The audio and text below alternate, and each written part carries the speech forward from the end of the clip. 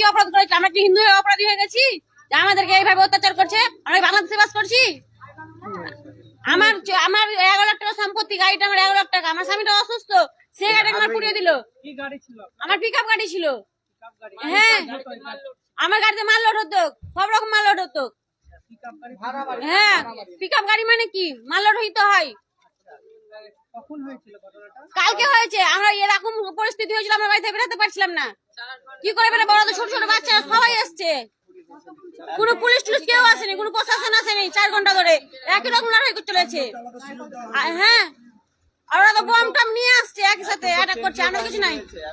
এখন এখন কেন্দ্র বাহিনী করেন, কেন্দ্র বাহিনী এলো। এখন তখন তো আসেনি কেন্দ্র বাহিনী। এখন পরিস্থিতি ওরকমই আছে, দেখতে তো পাচ্ছেন কেমন আছে। তাও দেখেন গ্রাম অঞ্চলে কত বম চলছে, মানুষ বাঁচতে পারছি না। তো আমরা কি নিয়ে আক্রমণ করে আপনাদের? আমাদের উপরে সব রকম নিয়ে আক্রমণ করছে। শুক্রবার করে এরকম অপরাধ করছে, অশান্তি করছে। প্রতি শুক্রবার এরকম করে অশান্তি করছে। শুক্রবার নামাজ পড়ে এসে তারপরে অশান্তি করে। হ্যাঁ, সব ইট পাথর মেরেছে তো, দেখেন না অবস্থা। সকালবেলা রাস্তা পরিষ্কার করতে গেছিল, দেওয়া হয়নি।